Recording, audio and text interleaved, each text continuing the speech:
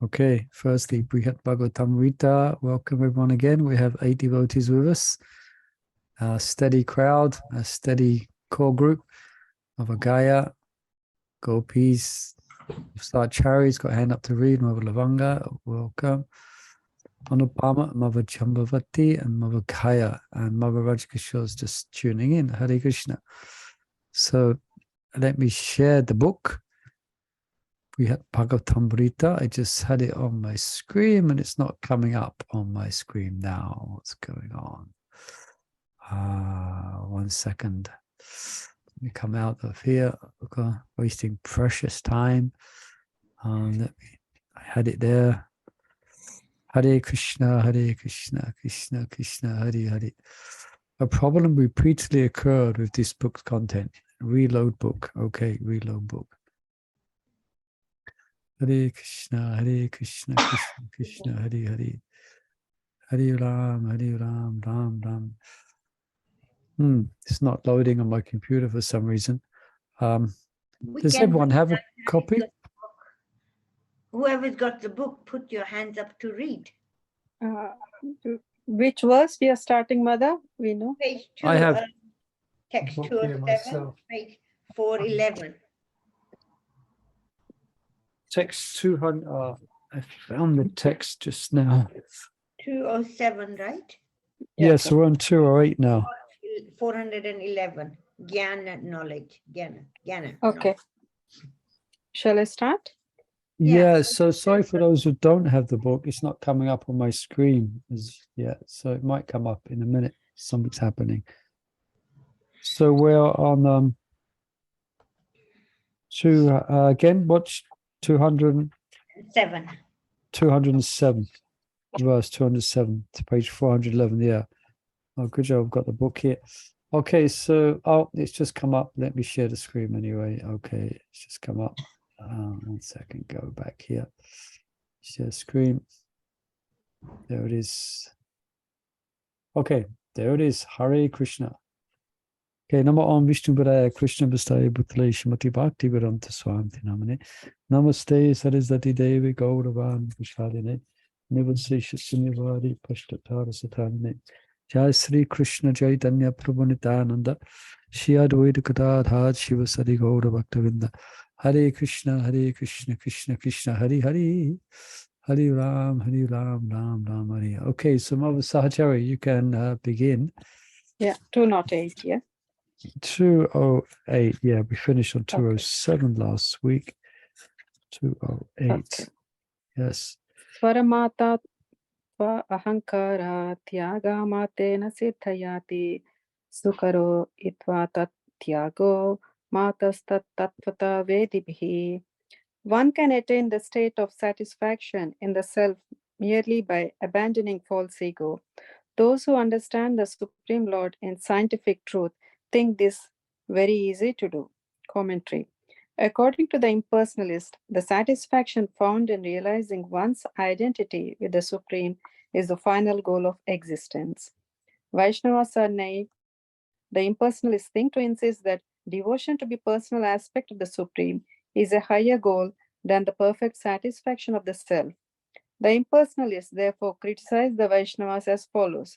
You devotees of Bhagavan believe that one cannot achieve anything of spiritual worth unless one has performed at least a little devotional service to the Supreme Lord. In your view, unless one first earns some devotional credits, one can obtain even the material opulences found on the various planets. Carry on. Up to Brahmaloka. What to speak of ultimately realizing Brahman and becoming fully satisfied in the self? How then can one possibly attain the satisfaction of the self? If you say by having first performed some devotional service, you contradict yourself because that would render meaningless the scriptural statement you have cited. Even liberated sages become devotees and perform devotional service. One cannot start in the future something one has already begun.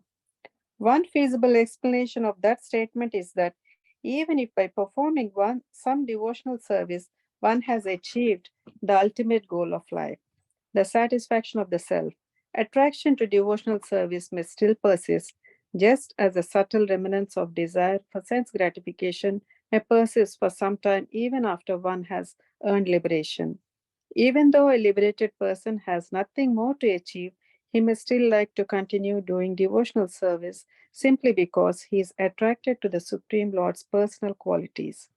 The persistent urge for reciprocation with a personal Lord is the only reason for such behavior. Even eventually, this devotional conditioning will also subside, and the fully matured soul will finally realize himself to be absolutely one with the Supreme. You Vaishnavas certainly place great faith in the attractive power of a personal God and his qualities.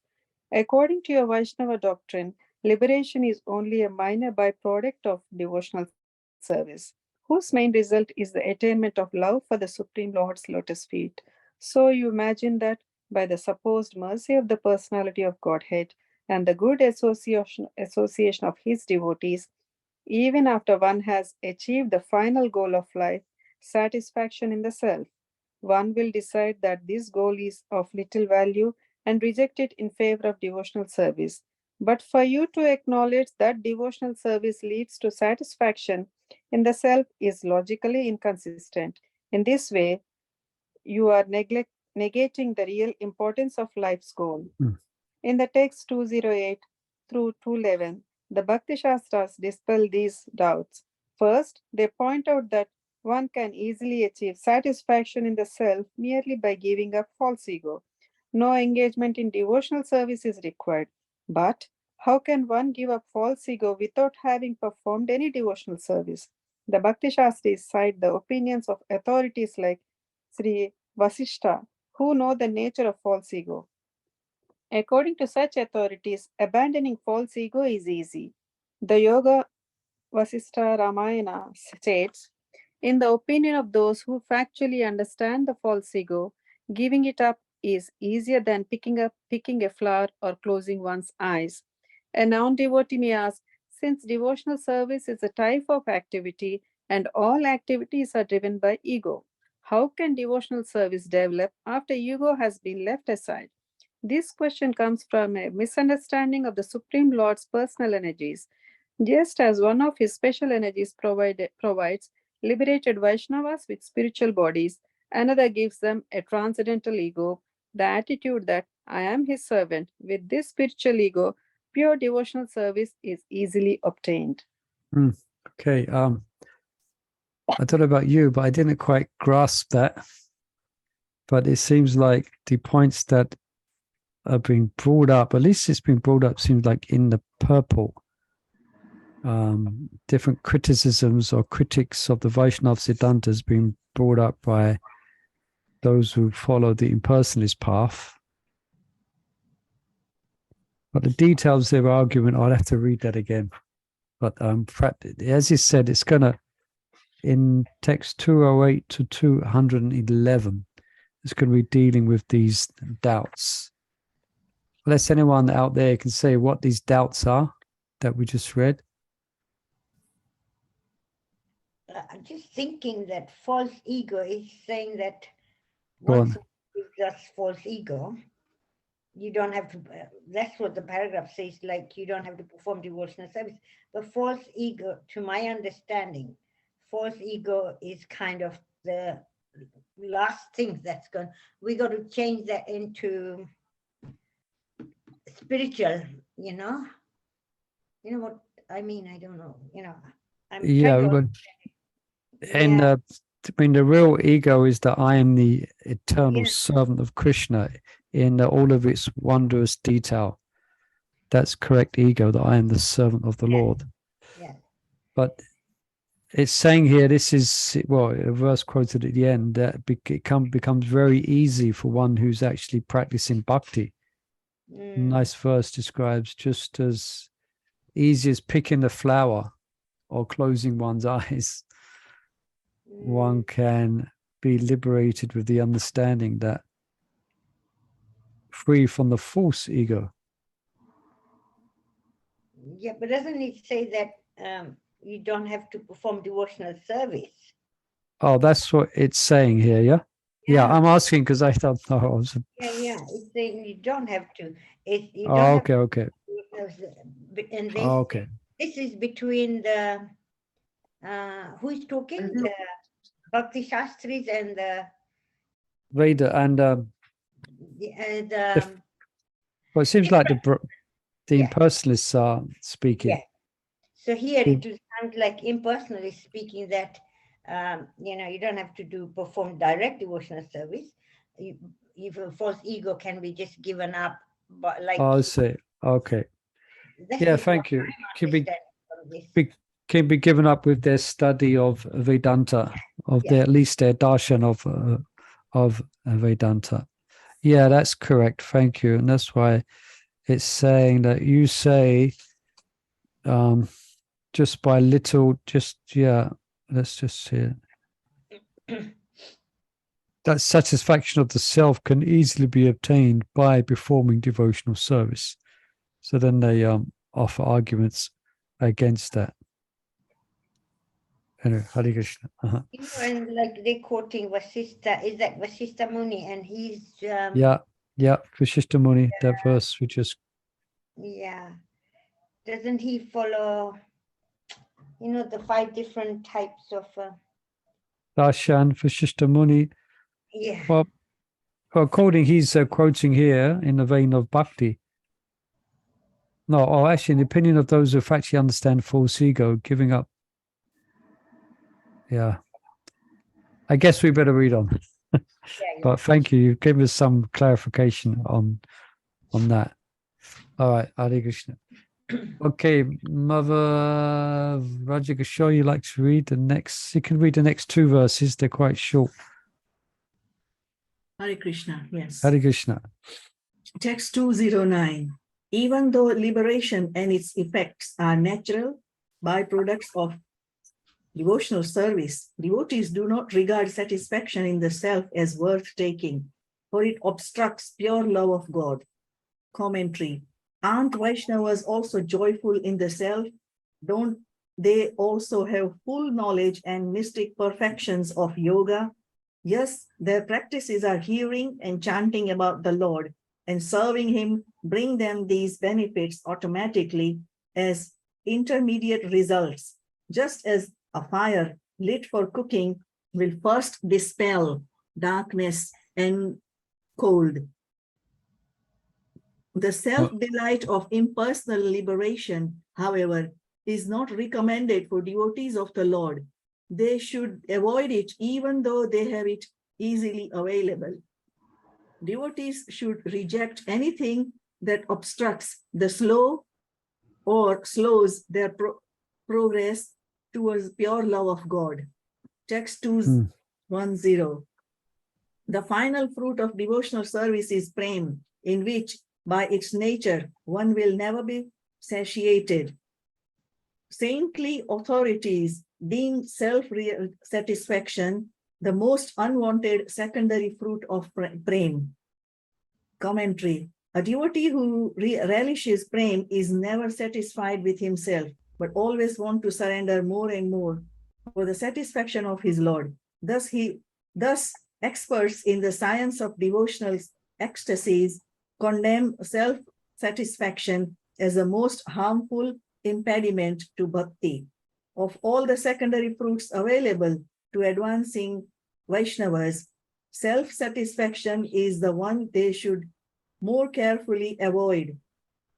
There is room for only few exceptions. For example, satisfaction in the self may be all right for some time for a person trying to take shelter of the Supreme Lord, but unable to give up hankering for liberation, or the offerings of self-satisfaction and other perfections that come with the attainment of Brahma may entice an ignorant non-devotee to begin the devotional service. These perfections are in fact opulences of the Supreme Person, and so they can attract certain kinds of persons towards him. Okay, yes. Any questions, clarifications here? Shall we read to 11 because it says up to Okay. to 11? Then we got Yeah. the picture of what Go ahead. My vodka show. I was thinking the same. If you read 2:11 as well. Okay. There is no reason to be unhappy if someone attains self-satisfaction without devotion to the Supreme Lord.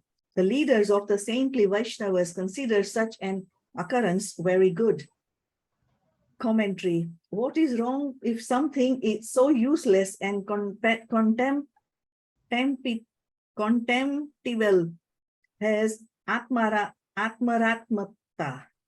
Satisfaction. Atmaramanta. Satisfaction in the self arises when devotional service has not been performed. Bhakti is a precious jewel. Atmaramata, but a piece of straw. Wise devotees, therefore, are not bothered if satisfaction in the self is achieved without devotional service. Compared to the magic touchstone of devotion for the personality of Godhead's lotus feet, impersonal satisfaction in the self is abominable, a cause for misery only, like life in hell. The great authorities in the science of devotional service are pleased to see this contrast between the rare treasure of bhakti and the worthless attainment of atmaratmata, because in the highlights of the super excellence of pure devotion, and if someone foolishly strives for the mukti but fails, that is also very good. Thank you. Hare Krishna. Thank you. So reminds us there's this famous verse that Lord Chaitanya Mahaprabhu gives a vast and great commentary upon. Atmaramaschcha manayo nigranti apiko vottete ahoiti kimitam bhaktim itam poto guno hari. I got one word wrong there. Atmaramaschcha manayo nigranti api yorukrame. So the verse, basically just paraphrasing it, describes that even Atmaramas, those who are self-satisfied, they become attracted and desire to render devotional service to the Lord. So this means that the Lord is completely transcendental and can attract even self-satisfied sages. And this verse is specifically spoken in regards to the four Kumaras, who are on the self of Atmarama, described here as Atmarama Mata. Yeah. So therefore Vaishnavas consider it's a byproduct and it's not the goal. Yeah. And it mentioned here devotees are never satisfied. Yeah. Of course, they're completely as far as, they have no need of anything material. They're completely above being attracted to the opulences of this material world. But just bhakti in itself is such, because Krishna is unlimited. So the bliss and the satisfaction that comes from serving the Lord is always, the devotees are always attracted to it more and more. It's like an eternal abyss of happiness. So I think that's the point that's being made here, or being brought out. So therefore, wise devotees are not bothered if satisfaction to self is achieved without devotional service. Yeah. Yeah, so they don't care much about it. Anyway, I think any did I get that right? Any other opinions on this? What's been described here? Yeah. Yeah, okay. Devotees are never satisfied with whatever they do. I mean, I hear sometimes some devotees say, "Oh, my chanting is good," and I just think, Yeah. right. Now, but we should understand that it's not the dissatisfaction of the materialist. No. Yeah. Who is completely, you could say, has millions of unfulfilled material desires floating in their subtle body. Desires that will never be fulfilled, more than likely will never be fulfilled. So they're always they find life to be dissatisfying. So therefore they take intoxication, therefore they may even commit suicide. So the dissatisfaction of the devotee is not the same, okay? It's completely different. It's because they're swimming in the ocean of devotional service, and they just want to keep on swimming more and more and more.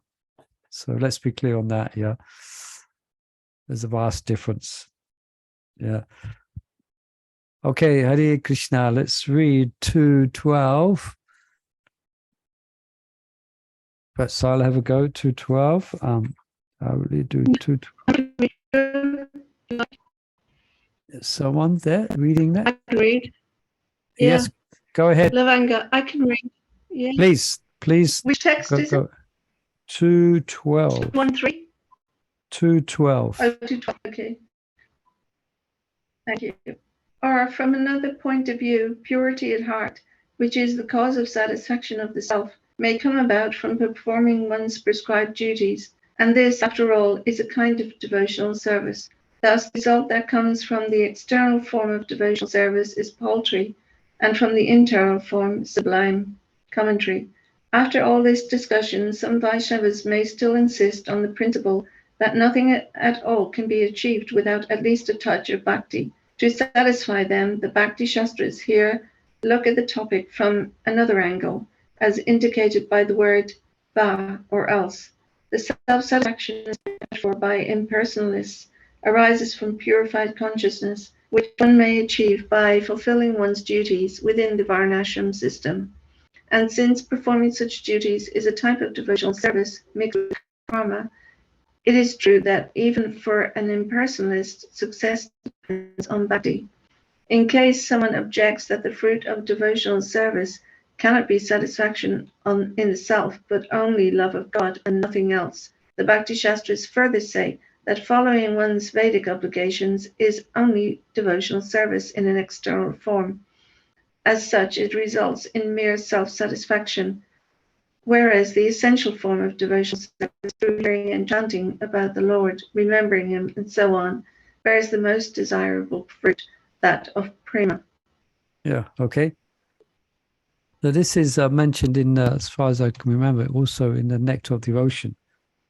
I think Rupa Goswami even classifies it as not actually, or some people say that doing one's duties and fulfilling one's duties in Varnashram, that there is devotional service.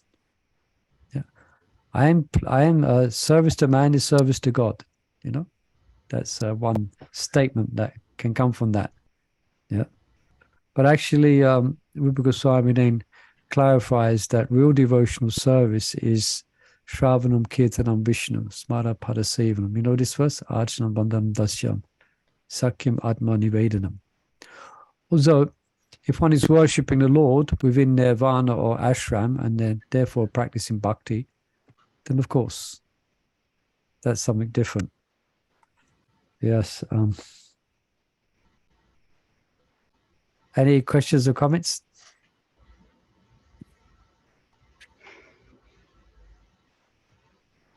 Interesting points to bring brought out. It's quite subtle. Yeah. So purity of heart may come from performing one's prescribed duties. But as you mentioned, it's an external form of devotional service. Okay, you can. Yeah, doing one's duties is important to keep society in balance. You know, but ultimately, we should be engaged in directly hearing and chanting.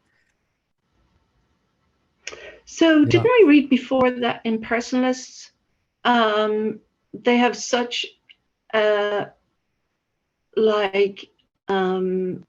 they don't recognize Krishna. In fact, they have like a negative attitude towards Krishna.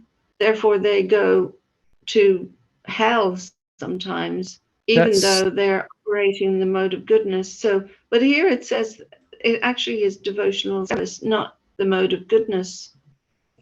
So yeah, I think there's a distinction. But sorry, finish that. Sorry. I was wondering why this, even like a little hint of devotional service, would be good. no, would save them from, becoming a like stone or a tree or whatever they become, even go to hell. Yeah, I think there's we have to make a distinction here, although it's not been said, but I think you're speaking about, we've spoken it a few times, the difference between an impersonalist and a Mayavadi. Yeah, and lots of variations in between to a different degrees. So a Mayavadi is someone who doesn't engage, or they will engage in some type of bhakti, but their understanding is very corrupt and very undevotional.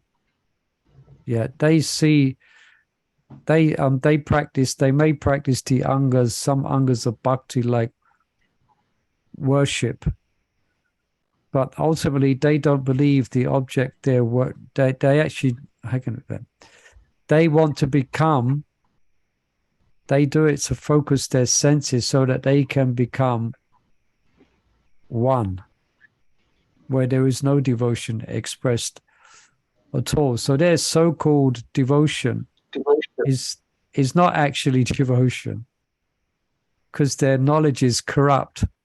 So it's just a shadow. It may look like it, but it's not.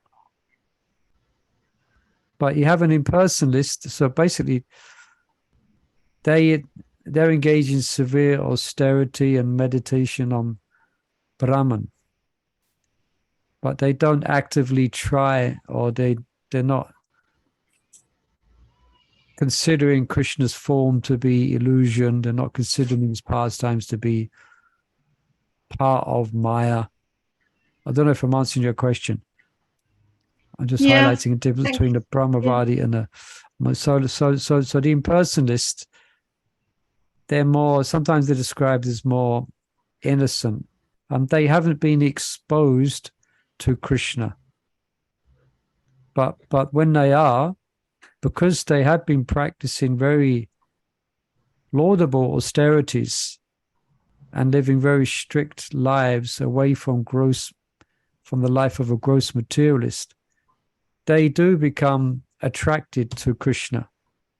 Yeah, I think I was thinking impersonalists were Mayavadis. Yeah, no, they're different. Ours were impersonalists, and they quickly became devotees. Yeah. It's very rare that a diehard Mayavadi will become a Vaishnava, but there is exceptions, and that's Lord Chaitanya Mahaprabhu preaching to Prakasananda Saraswati Thakur, and also Sarvabhauma Bhattacharya. But that's the power of Lord Chaitanya Mahaprabhu. Yeah. So I think we have to make a distinction between those who actively blaspheme the Lord in denying his existence, and those who are on the path of they're on the path of searching for the absolute within the realm of Brahman. Then they hear about Krishna, as that verse says, Atmaramas Chamunayo. They become attracted to Krishna. Yes. Yeah. Anything else on that?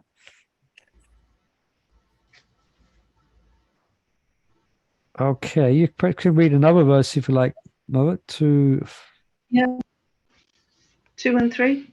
Yes, and After achieving personal self-satisfaction, some begin worshipping the Lord's lotus feet, and without hardship, they quickly obtain the abundant happiness of being fixed in devotional service. Commentary. Others who achieve satisfaction of the self, a rare few somehow, particularly favored by the Supreme Lord, give up their self-satisfaction to worship him.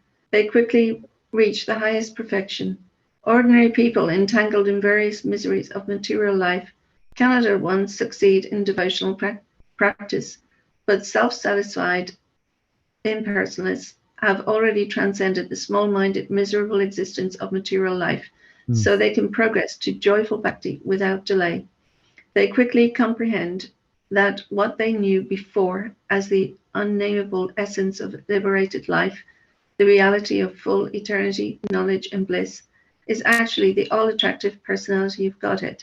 Actually, that Some just philosophers that paragraph just describes just what I said. Actually, very nice. It is, yeah, is exactly what we just explained. Yeah, some because of their lifestyle here, because they've given up small-minded, miserable, material existence, they become attracted. They can become, and they make progress without delay. Like even the beginner, those who are taken in the beginning, they're taken to devotional service. They have attraction to devotees, but they struggle with their material attachments, so they can't give themselves fully to chanting, etc. Because there's still many attachments they may have, at least in the beginning stages. But these impersonalists that have been spoken about, they have no attachment to society, etc., to material life. So that's a clear path for them. Yeah. So that's what it says. So they progress to joyful bhakti without delay.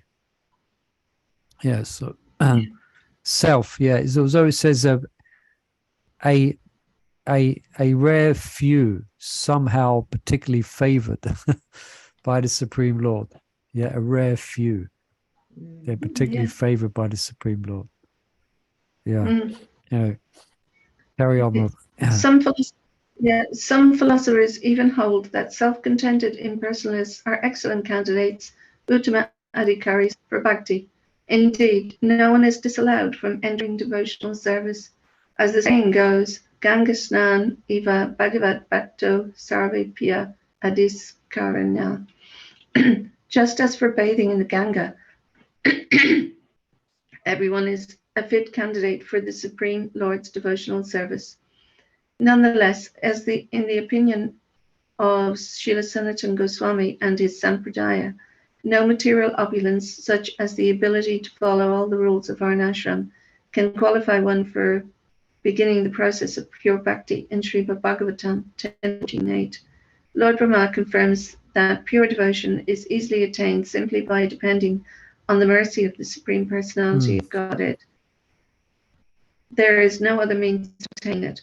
By the Supreme Lord's mercy, one who practices bhakti, depending only on him, will surely achieve complete happiness. Devotion in practice gives birth to devotion in perfection. Oh, okay. There's lots of nauseances being brought up here. So let's not forget, nonetheless, that the qualification for bhakti is open to everyone, materialist or impersonalist. Yeah, is open to everyone. That's why it said here, everyone's fit for bathing in the Ganges, and everyone's fit for a candidate for the Lord's devotional service. Yeah, and it is the opinion of Sanatana Goswami and his Sampradaya, which happens to be us, okay, that no material opulence for following Varnashram can qualify one. Yeah, it's by the Lord's mercy. I think that's what's being said here. Yeah.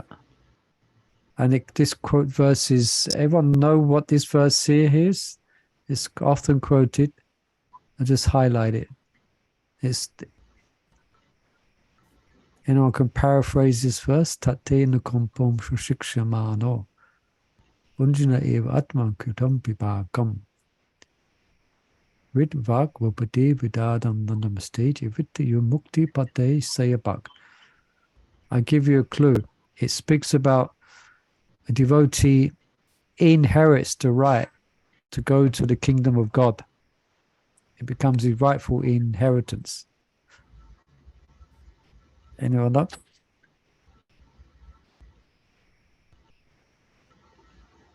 You're muted, Mother Chandravali, if you're trying to say something. Sorry, I don't know. It's funny because I can see people's mouth moving.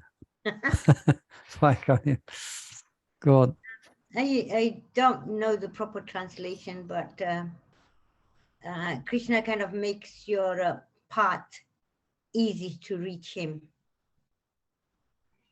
You know, Yeah, but no, not exactly. The verse is, it describes that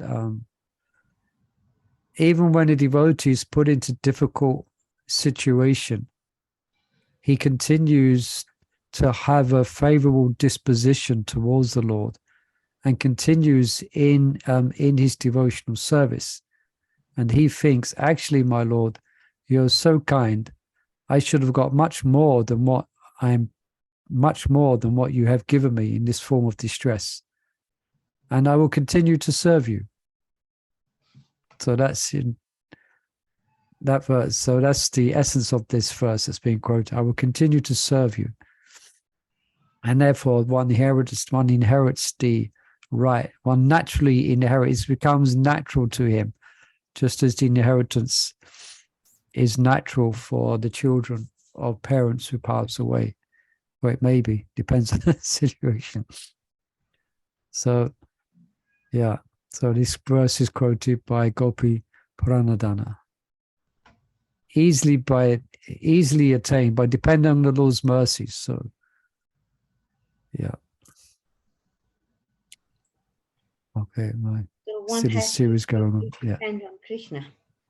Yeah, that's it. So whether you're okay, we are not impersonalists. We are coming from a very materialistic background. You know, so we're coming to bhakti and through that avenue. But we have just as much opportunity to obtain the mercy as does the impersonalist that's been spoken of here, who has a clean sheet. Yeah.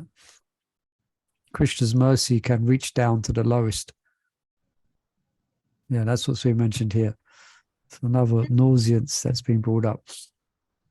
Isn't Okay. it easier to come Yeah. through materially desiring things? Because that can be changed to spiritual desires. Than being an impersonalist and trying to serve Krishna as person. Yeah, you're right. That's correct.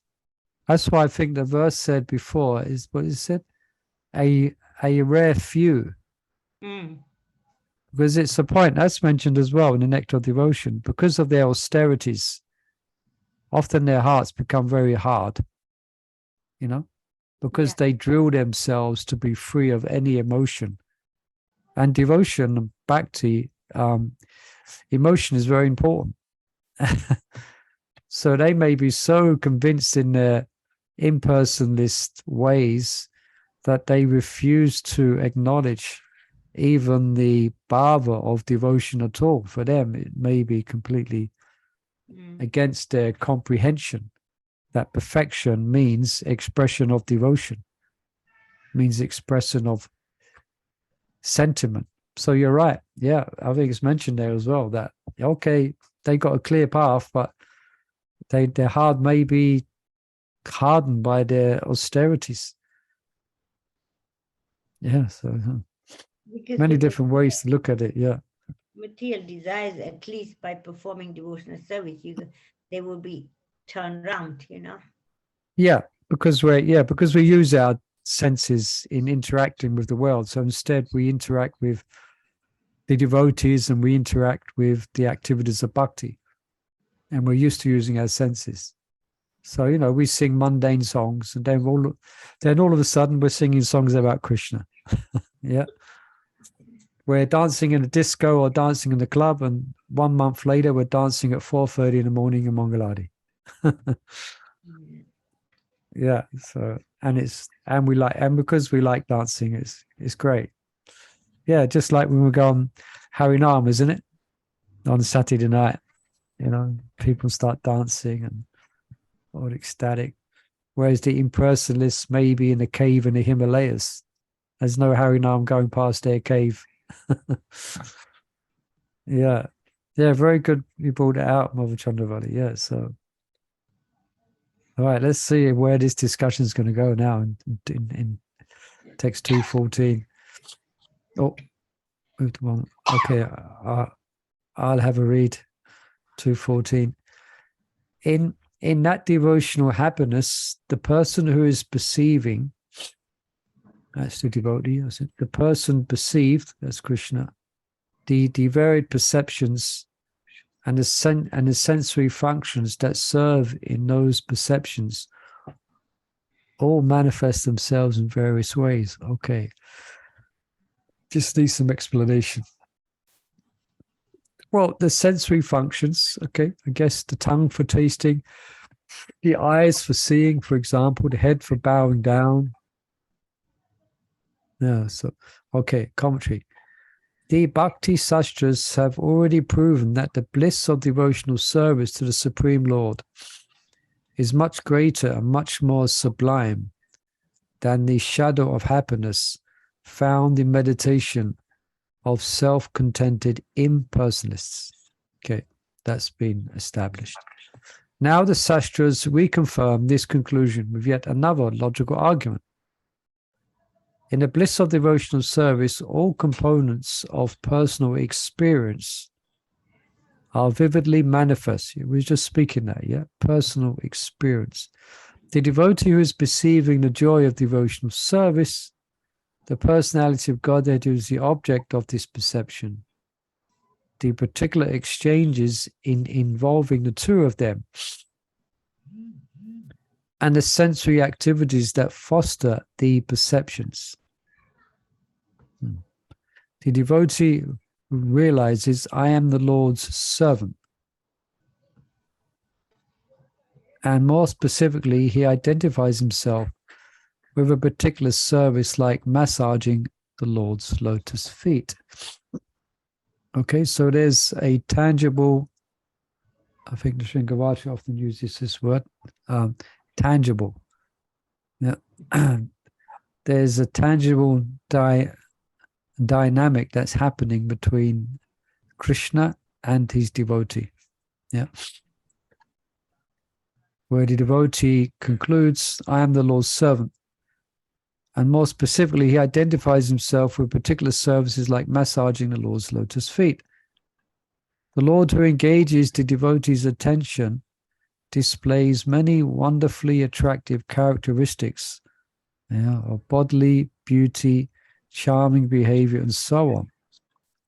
Yeah, I was mentioning the other day, the Nectar of Devotion speaks about all the different varieties of ecstasy, all the different manifestations of that ecstasy, sattvika bhava, etc. And what stimulates that ecstasy, Krishna's dress, Krishna's blowing his horn, Krishna's flute, Krishna's lotus eyes, the effects it has, yeah, in what way the cowherd boys are attracted to Krishna, the specifics in Krishna that give them ecstasy, the specifics in Krishna that give Mother Yasoda the ecstasy of Vatsalya Bhav, the servants and the gopis, what is it? What aspects, what are they appreciating in Krishna? There's a lot going on there. There's a lots of wonderful exchanges. Yeah.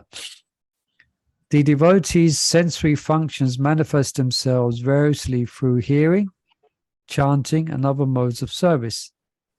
And all these contributors to the devotional experience display infinite varieties and sub-varieties. Yeah, so yeah, just like waves or clouds in the sky, which are always forming in an infinite number of ways according to the wind. So similarly in devotional, yeah, all these contributors to the devotional experience display infinite varieties and sub-varieties. Actually, it's, yeah, an ocean of devotion. Bhakti Rasmrita Sindhu. Thus, the happiness of pure devotion includes limitless variety. No other taste can equal it. Nice, isn't it? Yeah. It shouldn't be boring. Yeah. If ever we're bored, that means we're doing something wrong. If we're bored in devotional service, that means something ain't right. It's that there's some part of the equation we've got wrong. We're missing a piece of the puzzle. Yeah. It shouldn't.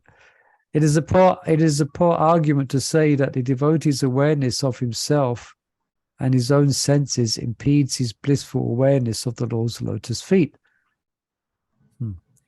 A pure devotee's self-awareness is an integral part of his awareness of the Lord.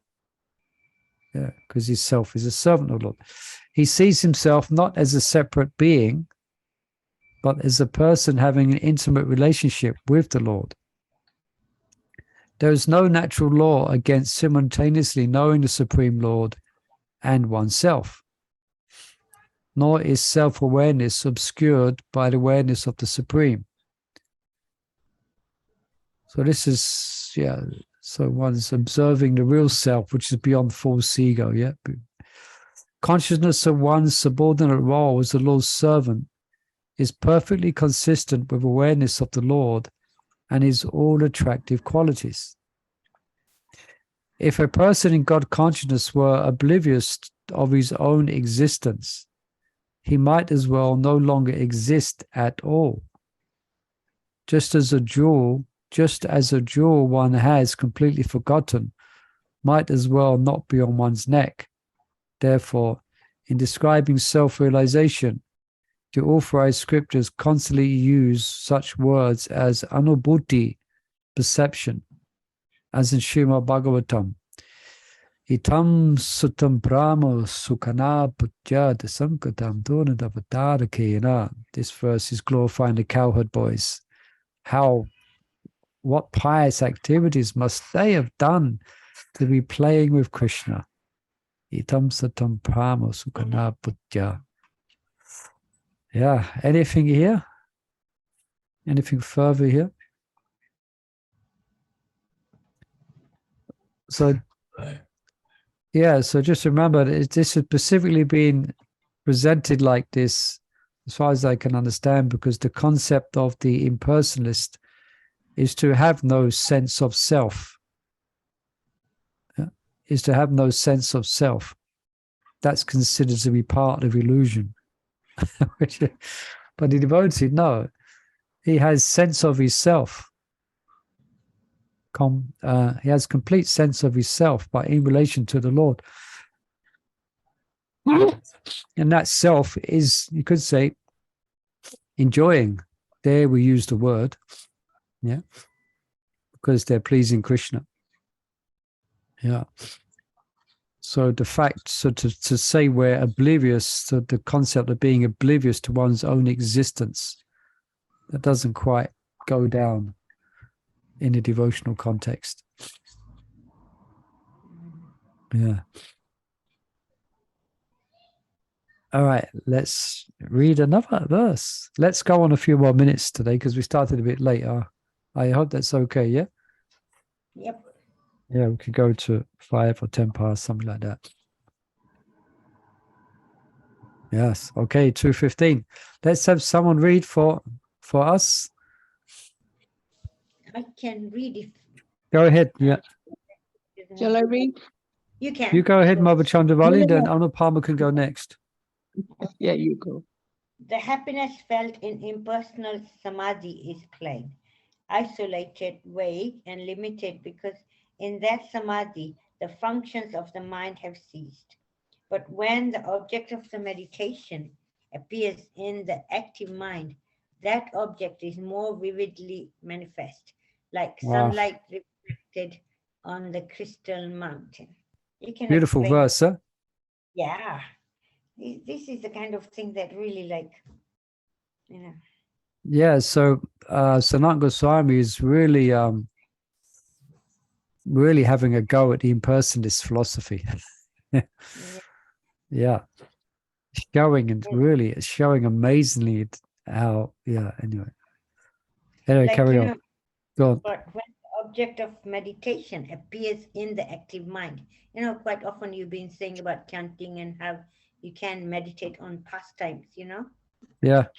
So this is, that object is more vividly, it manifests, Yeah. So I'm not explaining, sorry. No, anyway,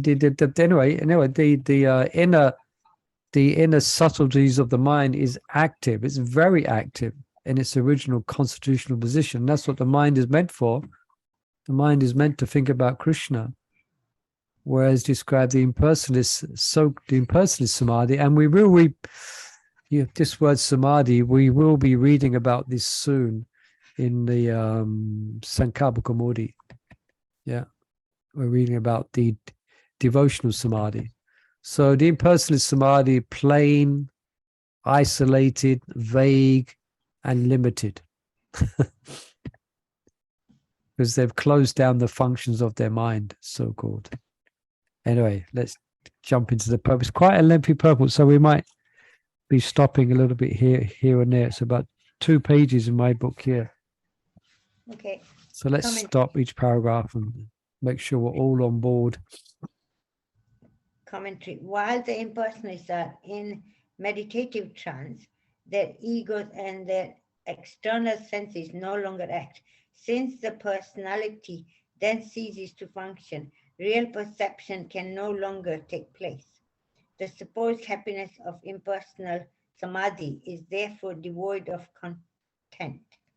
We are told that in samadhi, the mind stops functioning, which implies that all the external and internal senses stop also, because all the senses depend on the mind. Thus, if in impersonal samadhi any happiness is tasted, that happiness must be monotonous and undeveloped, so vague as to be virtually non-existent. Considering this, in Srimad Bhagavatam, the personified Vedas praise the Supreme Person as the original Brahman in this way. You are the Supreme Person of Godhead. See no one as an intimate friend, no one as the stranger, just as the ethereal sky has no connection with perceptible qualities. In this sense, you resemble a void. Impersonalists may respond to this by saying that in Samadhi, the experience of Brahman is hardly void, because Brahman is self-manifest as the fountainhead of all existence, always and everywhere. Although this defense may be true, in Samadhi, the meditator's senses no longer function, so what he goes through is as good as nothing. And although the impersonal Brahman is present always and everywhere for all practical purposes, it is nothing because the living beings are unable to perceive it. Otherwise, since Brahman is present always and everywhere, why hasn't everyone perceived it and become liberated? Vaishnavas therefore claim the right to question the value of the impersonal self-realization. Everyone grasps that? Well, it's difficult to grasp because it's speaking about Brahman, which is described here as very evasive. What is that realization of Brahman? Yeah. Although it's present always everywhere, for practical purposes, it is nothing. Because it's beyond the, it's not perceivable. Anyway, let's carry on. If we can kind of put it like, so the impersonalists are putting their philosophy forward. And then you've got the personalists who are then then having these contradiction things going on. Yeah, also it's not yet, that's correct, but really because Bhagavatam describes that the impersonal Brahman is an aspect of God realization. Yeah. Yeah, Brahman, what's that verse? Brahma tattvam, Vidanti tat tattva vidam. There's 3 aspects of God. There's Brahman, Paramatma, and Bhagavan. So it's just giving it's just comparing the 2 levels of God realization. Yeah.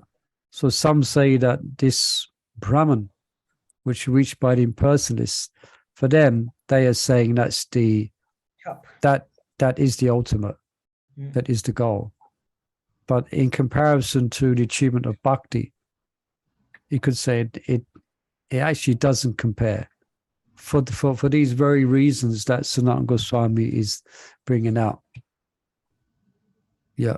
So in one sense, you're right. It is discussion between the two schools, between the two concepts of perfection. Yeah. But it's not as if this Brahman realization doesn't exist. I mean, it does, but it's difficult for the embodied souls to really be able for. There is nothing there, actually. There's nothing which is nothing. It's nothing like we just read about the exchanges of bhakti, which is varied and done through the active mind and Krishna's form, qualities, and pastimes. It's just the samadhi of bhakti is way superior in every way to the so-called samadhi of the impersonalist meditating on Brahman.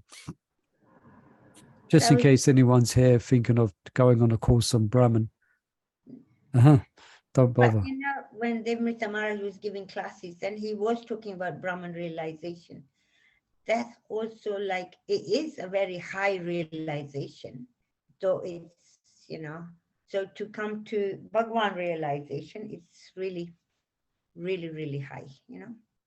Yeah, you're right. It is, and they're better. In one sense, they could say, from one perspective, they are better situated than the gross materialist, than the karmi. Yeah. You know, these are Gyanis generally. They're termed as Gyanis to the Brahmavadis. So yeah, we give them, you know, some credit. But actually, yeah, as we described, actually, bhakti is available to anyone, just as anyone can bathe in the Ganges. Anyone can take the bhakti. Yeah, okay. You can read on. Your original pure existence is eternally all-pervading. Yet that all-pervading existence does not break off even a small piece of one leaf of the tree of material illusion. But if your name, O Almighty God, Lord, is seized by one's tongue for even a moment, the tree of material life is destroyed down to its roots. So which deserves our attention? Your all-pervading existence or your holy name? In impersonal samadhi, one is unable to free oneself from the illusion of material existence, because while absorbed in that samadhi, one has no power to act. But serving the Supreme Lord through methods like the devotional meditation of chanting His name is performed with the voice and the other active senses.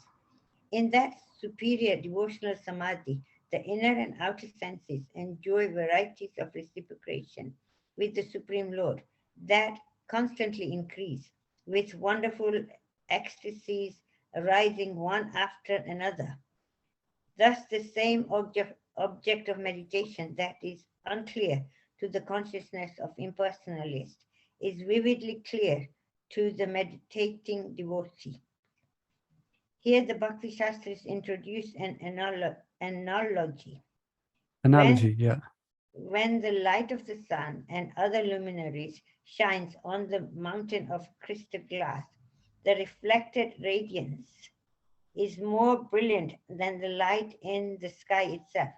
Similarly, when the lotus feet of the Supreme Lord appear in the meditation of a reflective devotee, the ever-fresh varieties the devotee experience at every moment through all his internal and external senses provide infinitely more pleasure than the void of impersonal samadhi.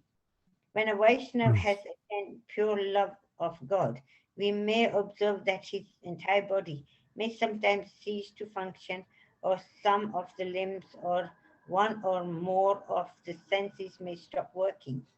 His senses may seem unable to make contact with their objects. We should then understand that the function of his senses have merged into his inner consciousness, or his external senses may have merged into their inner counterparts, or into the mind, or even into the intelligence or ego. All the functions of some of his external senses may have merged into one another. That is, his hearing, sight, taste, speech, and touch may have merged into one, two, three, or more of his external senses, or may have crossed over from one sense to another.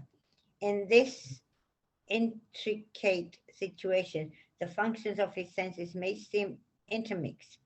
This is possible because internally the living being has a spiritual mind and a full set of senses which underlie the material mind.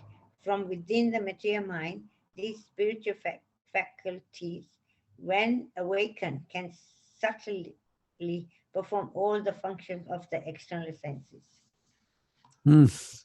Okay. So this, we might appreciate this by reading of the ecstasies of Lord Chaitanya Mahaprabhu. Yeah, the madness of Lord Chaitanya Mahaprabhu and these ecstasies. Yeah, so externally it may seem, externally it may seem a devotee goes into a state of samadhi or the state of ecstasy.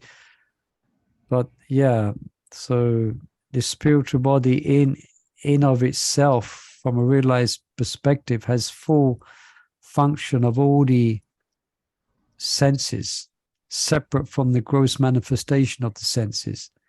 So that's why devotees can even, through one of the senses, they may experience taste of Krishna, taste of his, as say in the gopis, of his lotus, of his lips, or his name, form, qualities, and pastimes may be experienced through any one of the senses.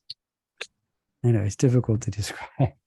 You can only read about it and go, But wow. Can we understand it like, eventually when we do make progress, we also have to slowly give up the gross senses to kind of subtle, gross body to subtle body. So the mind and all that needs to be changed. So in that way. Yeah, the idea is that we develop a spiritual body, you see. Yeah. So we develop spiritual senses. Yeah. Therefore, we become like a kind of like a ripe coconut. In the end, you're just carrying the body around. Yeah. You're carrying the gross body around, but you don't identify with it at all. You're in a different state within. You have a different meditation within, which is completely different from your body, which was originally formed by your mother and father. It has nothing to do with you anymore, as much as a plastic bag in the street has nothing to do with you. Your body has nothing to do with your actual experience. You're just waiting to throw it off, You're just dragging it around the place. Yeah. Yes, but as far as your interactions with Krishna, it is not part of the equation. It has no relevance to whether it's male, female, sick or not sick, big or small, black or white, whatever it is, old or whatever it is, you are identifying with something else, and not that gross body, which is made of material elements. Something like that. Yeah. Hare Krishna. you. All right. We've gone to 7:10. Please excuse us, anyone, if we destroyed your schedule, your evening schedule. Hare Krishna. Okay, thank you, everyone. Wonderful reading. Sorry? Are you around next week? Yeah, I shall be in Leicester next week and Scotland, but I'm hoping to be sitting down in front of my computer at 6 o'clock. Okay. Great. That's my plan. Let's see what Krishna has in store. Okay. Okay. Hare Krishna, Srila Prabhupada ki jai, Brhad Bhagavatmrta ki jai, Sanat Goswami ki jai, Srila Prabhupada ki jai, Gaura Gaura Gaura Premanande, Hare Krishna.